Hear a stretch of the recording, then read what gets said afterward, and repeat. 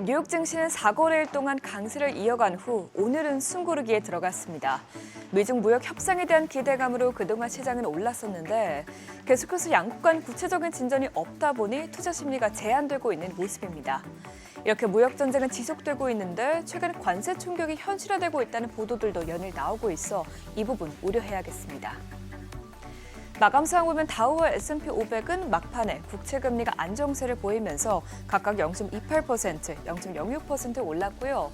나스닥 지수는 엔비디아를 필두로 빅테크 기업들의 혼조세를 보이면서 오늘 0.1% 떨어졌습니다.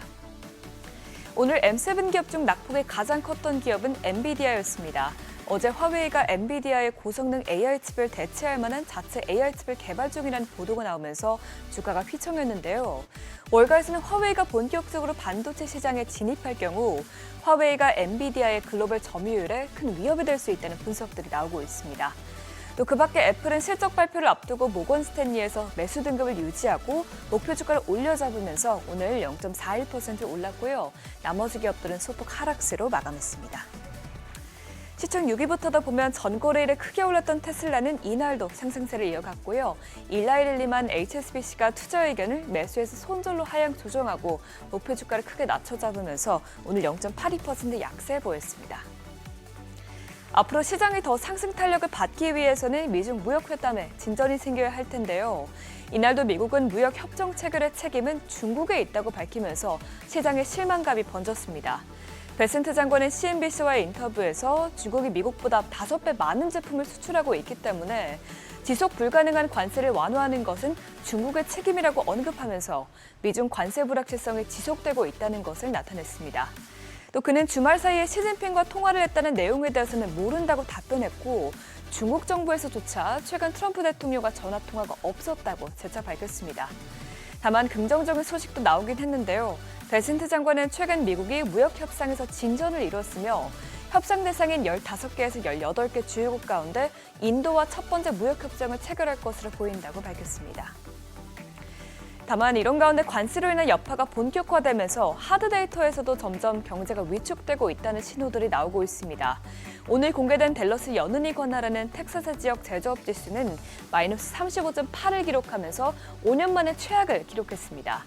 이는 팬데믹 시기 이후 가장 낮은 수치인데요. 지난 2월에 위축세로 전환되고서 계속해서 이 악화의 정도가 심해지고 있습니다. 특히나 하위 지수 가운데 선행 지표를 하는 신규 주문 지수가 급락했는데 이 수치는 마이너스 20.0으로 전월 대비해서 거의 20포인트 급락했습니다. 텍사스 지역은 미국에서 교역량이 가장 많은 쪽이기 때문에 관세 정책에 따른 피해가 클 수밖에 없는데요. 실제로 이번 조사 결과에 따르면 기업들 중 74%가 관세로 인해서 사업에 부정적인 영향이 있을 것이라고 답했습니다. 지표에서뿐만 아니라 실제 공급망에도 타격이 생기고 있다는 조사 결과가 여러 나오고 있습니다. 최근 외신에 따르면 미국으로 향하는 중국발 컨테이너 물량은 최대 절반 가까이 사라진 것으로 나타났습니다. 공급망 데이터 수집업체 비지온에 따르면 중국에서 출발해서 미국으로 들어오는 20피트 컨테이너 예약 물량은 1년 전에 비해서 45% 감소했고요.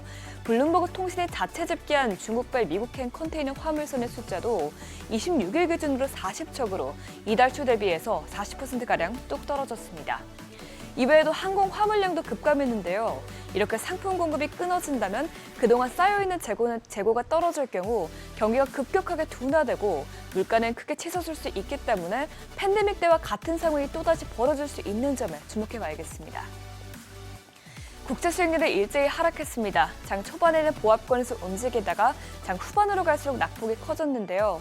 간밤 10년물 국채 수익률은 0.06%포인트, 2년물 국채 수익률은 0.07%포인트 내렸습니다. 다만 달러 인덱스는 또 떨어지면서 다시 98선까지 내려갔습니다. 미중 무역 관계에 대한 경계감과 함께 이번 주에 줄줄이 나올 대형 경제 지표들을 앞서서 경기 둔화에 대한 우려가 다시 대두되자 하락세를 보였습니다. 금은 달러가 약세를 보이고 그동안 많이 빠졌던 만큼 다시 상승세를 보였습니다. 현재 3,300달러가 주요 지지선으로 작용하고 있는데요. 오늘 금 선물은 1.93% 오르면서 온스당 3,361달러에서 거래됐습니다. 네, 이런 가운데 국제유가 는 미중 무역 갈등 여파가 지속되면서 공급에 대한 우려가 커지고 있고 오늘 바클레이스에서 브렌트유의 올해 전망치를 하향 조정하자 하락세를 보였는데요. 간밤 WTI와 브렌트유는 각각 1.54%, 1.81% 내렸습니다. 굿모닝 마켓이었습니다.